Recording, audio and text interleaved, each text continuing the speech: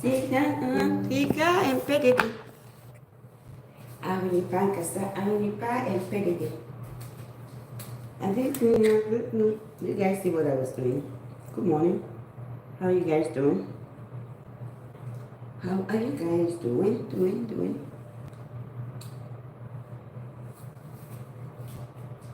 How are you guys doing?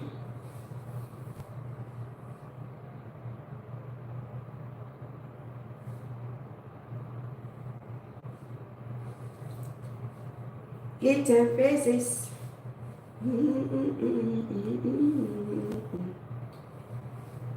Which give me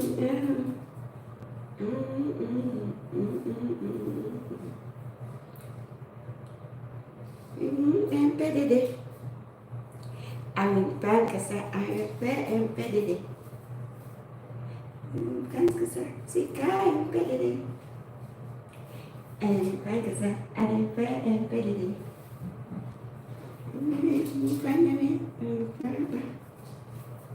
Asenye mujumsa mujumsa nene mede waba asenye mugusuka mugwandibira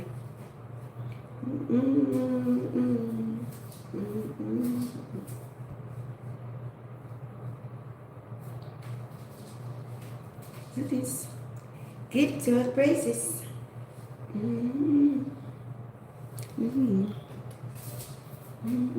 Cheese.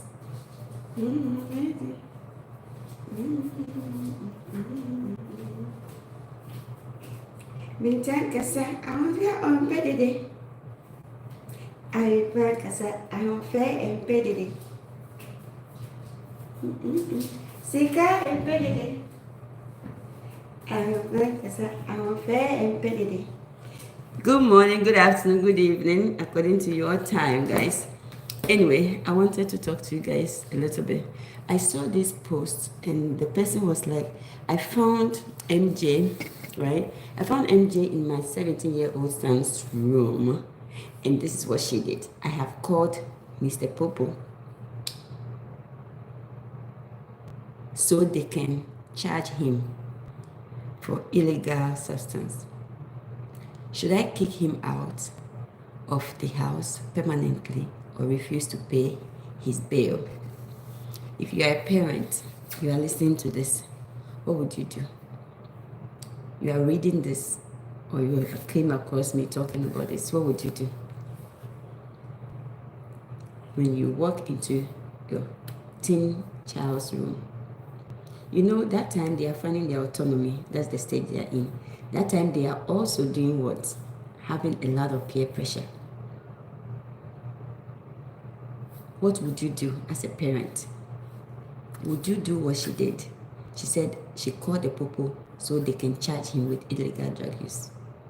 And also she said that should she kick the child out permanently, or should he just not pay his bail?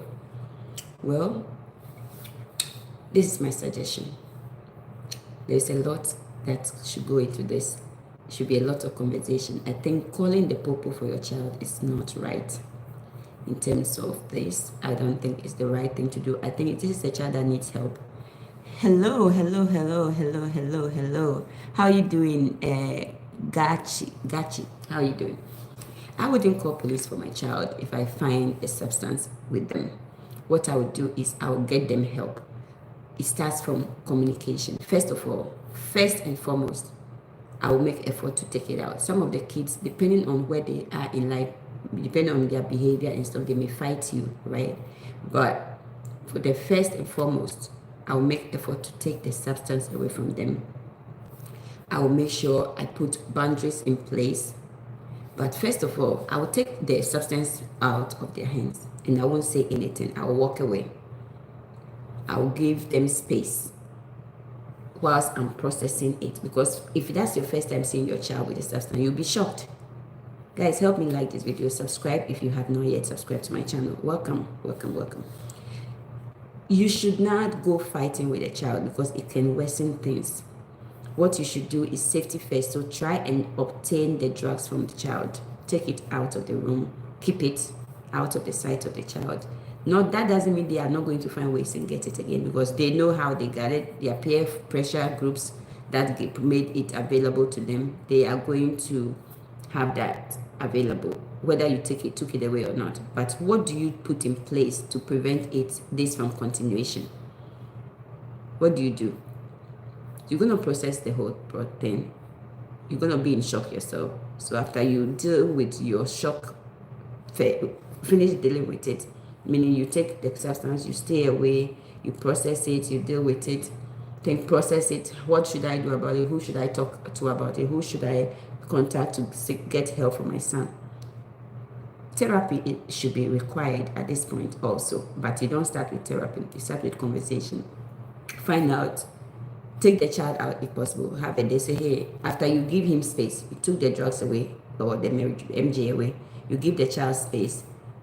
Find time to go back and say, well, I need to go out with you. I need a date, so let's go on a date. Something like that. It's not like you are rewarding the negative behavior, but you want to have a good rapport with the child so that the child will open up to you.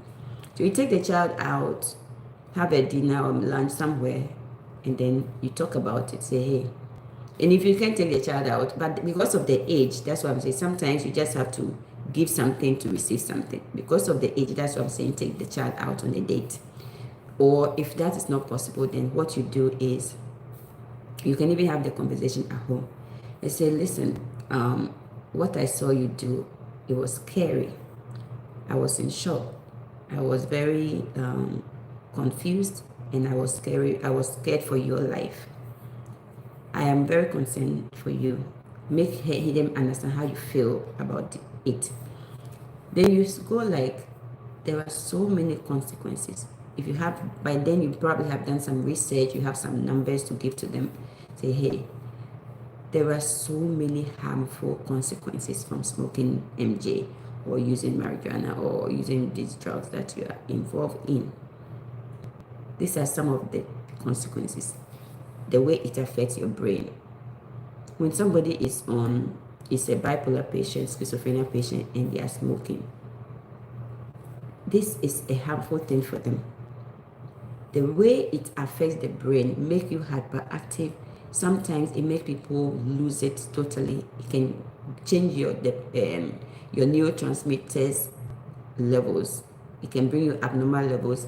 It can change the neuron, the way your brain functions, and it can make you get involved with harmful situations. It can get you to become psychotic and tell you to go and stand in the front of the road, a car to hit you. It can get you to go from 0 to 10,000 miles an hour. Say, go and stand in front of on top of the building and throw yourself out. If that is not happening to you right now, doesn't mean it won't happen. Or, these are some of the harmful consequences, and also depending on how frequent you use it and how much. So then I want to find out, how long have you been taking it? When did you start taking it? Why did you start? Like, what were the circumstances? Who provided it for you? Who gave you this substance, this marijuana or this drug? Who gave it to you? When did you do it? With who? What are the circumstances? Is there something I can do to help you that I'm not? How are you feeling? You understand? Because sometimes also they could be depressed, they could be anxious, and their friends will recommend it for them. But that's the misconception out there with inconclusive research that people think that marijuana helps with anxiety. People with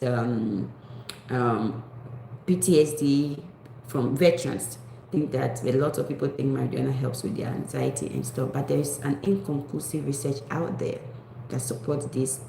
There's less evidence out there. There's very limited evidence out there that these are useful things. So if you need any help for anxiety or stuff, we can talk about it. But I don't think this is the way out. You understand? So and then you have to set boundaries. As for me, I don't want it in my home. I don't want it around me. So you set boundaries. You understand? You put firm boundaries in place, rules, standards, morals that should be adhered by if they are living with you at least. And then for their own good, even if they are living by themselves, they should refrain from using these kind of substances because it's harmful. It's going to be harmful to their life. So the reason I'm doing this video is the fact that the mother in this question, in this post, is saying that she reported it to the police so they can charge his child with what? Illegal substance. Let me read it for you. I found MJ in my, of course, marijuana in my 17-year-old son's room. I have called the police. The first action was so wrong. I have called the police, so the action and intention is totally wrong from a parent standpoint. Parents are the barriers between the kids and the world.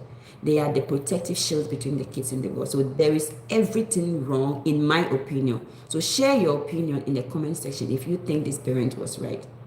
They have already taken an action right away, impulsively. I don't know. Sometimes maybe there's already crisis going on. As a psych nurse practitioner, I have worked with kids as young as 12 years old, and I have found out that most American families, the families actually does call police on the kids for the kids to be persecuted. If it's not harmful, if the kid is not causing trauma, violence, toxicity in the home, I don't think the right thing to do in this instance was straight away call police. He says that I have called the police so the child can be charged, so they can charge him for illegal substance. Should I kick him out of the house permanently and refuse to pay his bail? The action, the intention, it's like you don't even care about your child. Why don't you get him the necessary help? Find out what is going on with him. Why is this happening? When did it start? What can you do to help? Is there something you want me to do to help in this situation? Right? Do you need a therapist? Do you need is there something going on that we have to consult with a therapist with? You put that person in jail, they persecute him, they put him in jail, and you don't bail him. And then what happens? The problem will not be solved. It becomes cumulative. He's going to be more depressed when being held in custody. A lot is going to happen. But there is hope if you keep him out of jail and you get him the necessary help. It's amazing. Do you know, it's so amazing how a parent will say, I'm calling the police to charge him with illegal drug substance, and then kick him out permanently, keep him in the home. You always have to keep your kids safe, period. When last 2 years or so, one of my sons was having issues, emotional issues, and it was daddy issues. No matter what I did, I protected him. I tried to keep him out of the community by putting him in the military academy. I went all the miles for him. I got him a therapist, because I cannot make your father to be in your life. And you guys know I go to parental alienation a lot, and during that phase, they were with me. Basically, he won't be involved with them when they are with me. When it got worse, I took him to his father's house so that he will be okay. That's what he wants. Let's do it. You get it? So that wasn't abandoning him. That was sending him to a place that he's desiring to be. So if this is a parent that cares about his child, all it takes is get involved and get your child his emotional needs met and stable. That child didn't need anything but just a contact, a father that will say, hey, I miss you, how are you today? Come over, come visit this weekend. He wasn't getting that. And that made him so emotionally destroyed. Very, very irritable, very frustrated. No matter how much love and support, it wasn't enough to.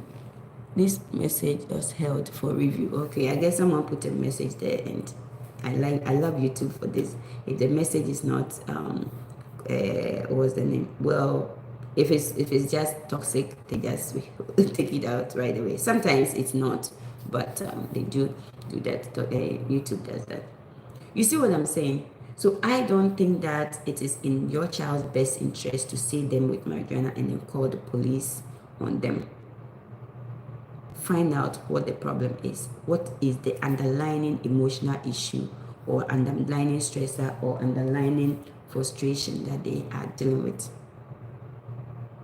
I think that's what the parent should have done. And then take it from there. Based on their responses, will determine the course of action. It is very unhealthy for a parent to do that. To say, I'm calling the police on my child. You understand? If you call the police, it should be for safety issues. It should be for somebody that is in a bad shape, that should be rescued, that kind of thing. But not necessarily trying to get your child put in jail or be charged. If your child is charged, what do you gain out of it? It affects how they get a job. It affects how they go to college. It affects their future. It affects their life.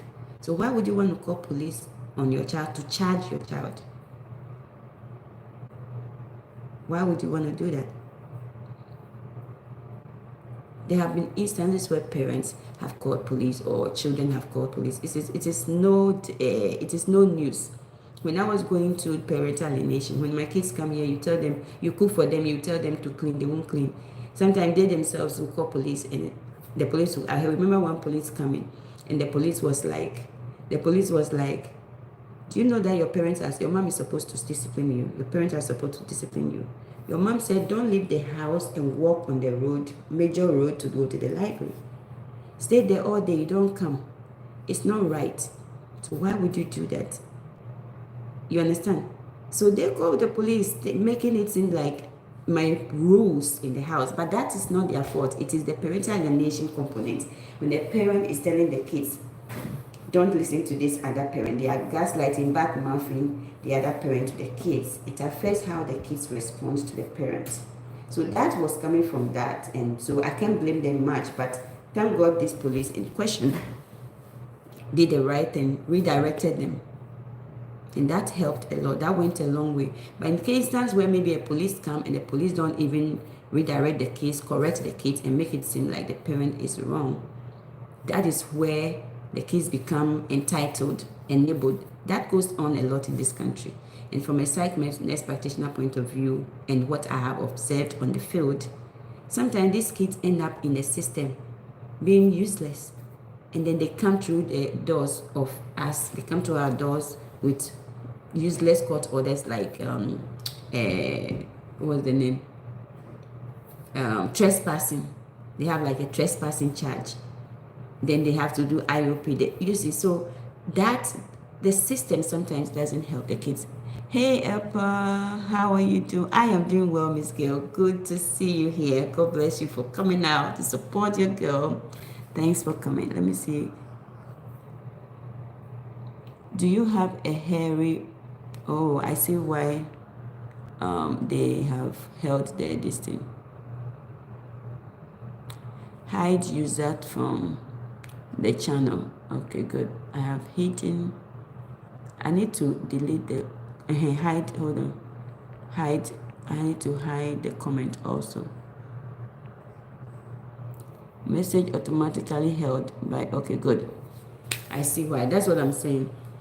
You know, allow YouTube for that. YouTube don't entertain that kind of thing. So anyway, that's why I came online. I want us parents to do better by our children. We are not perfect. We can't be perfect. We are human. Especially if you have you have trauma, it also affects how you relate with your kids. You understand? You don't want the same things that happen to you to happen to your kids. So you are so like marginal, so protective and stuff. Sometimes the kids can be resistant to that.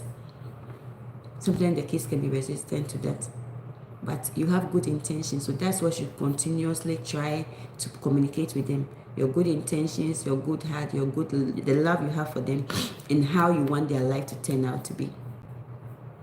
That is so crucial. Good morning, and thank you for watching. Don't forget to like, don't forget to share, and don't forget to subscribe to support. I love you guys. I told you guys, I had this night, I was going to review this bathroom, but I haven't done that. Steve will come tomorrow and put the mirror and stuff. So after that, I will do the review. I had a new bathroom put in place. It's been months, but I have leakage as a result in the kitchen, so I've not been using it. So when it's all said and done, I'll do a review of it so that you guys can see. I love it, but I don't know what you think. When we do the review, you can tell me. All right, thank you so much for watching, and don't forget to share to a mother, share to a father, share to a parent group. Sometimes our kids are a little bit on it, especially in that hormonal phase, that 11, 13-year group, from 10, late 10, early 11, all the way to 13 years, 14 years. Geez, that hormonal change phase can be traumatic for both you and the child. The child is going through it. You too, you are going through, and then if you have to go through it back to back, geez, with no support, can be very, very stressful. Then after that, it comes down from like 14, 15, 16. When they get to 17, they get so hostile again. They are finding their autonomy. It can be bad. It can be so bad. So what you do is to provide them with support. Sometimes, no matter the amount of support, it won't help. I told you my situation. What he needs is not what I have to give. I found him mentors from churches. Auntie Susan found out, Brother Paul from the church. I found sign up for therapy. Sometimes that's not what they want. All this child wants is his father, and the father don't want to be involved, don't want to spend for his child nothing. To God's glory, now they are there living their life. His mood has come down. He's happy. That's all I care about. He's back doing great in school. This is a child that is honor student. He's a gifted and talented student. And this emotional distress has caused him so much. For that academic year, it wasn't easy for both myself and my son. And I always like to share with you, and these are the reasons why I communicate always. I teach that divorce or not divorce, both parents, these children need both parents. I saw a video the other day with a woman, a single mother, African American single mother with 3 boys. And they said, my sons don't need their father. And if you see the dancing, the kids were dancing. Wow. Never ever involve your kids in such a thing. Never ever badmouth your kid's father to them. If this is a father that is a douchebag, just make him irrelevant. Make him non-existent, and don't even remember to talk about him ever to these kids or in front of these kids. Find male role models, coaches for them. If you do it early and they have a bond with these male role figures, when the time comes, like when my sons were going through that, they've already had a bond with this male role model. They will be contacting the role model. They will be talking to them, if it's an uncle, if it's a coach, if it's a paid coach, whatever, to vent there and talk and get redirection that is different. Hearing a word that is different from you, the parent, goes a long way. I was shocked. If you see this woman and the 3 boys, and I'm telling you, I don't want to pass judgment, but if I want to tell you my observation, at least 2 of the kids, well, I won't say that because that will make me feel like I'm judging somebody, so I won't do it. But let's be better. Let's be better parents. Divorce or no divorce, I am about the inclusion because it helps the kids. If you have one tone, one language, disciplining the kids together with the kids, whether married or not, it goes a long way to provide meaningful outcome for the kids.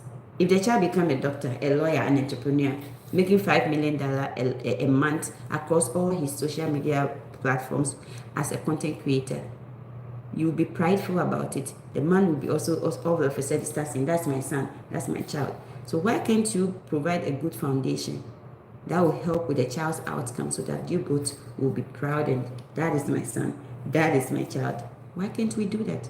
But the hate, the animosity among especially fathers and African fathers, it's not just African fathers, but I'm an African, I'm a Ghanaian, and I know what I'm talking about, being directed at the other parents and with the effort to destroy their own kids' life. It's just amazing.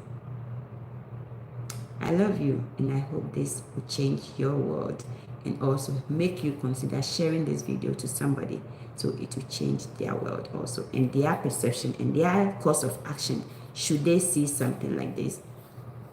Have you found like a vape, a cigarette, marijuana, cocaine in your child's bag before? In your child's substances before? Yeah, like a book bag, their bedroom, their car. Have you found anything like that before? What did you do about it? Share with us in the comment section. Reach out to me if you have a question, if you have a topic you want us to talk about. I'll be glad to discuss it. Thank you for being here and thank you for your support. Don't forget to subscribe. I love you. Bye. Ahini pankasa sika empedede.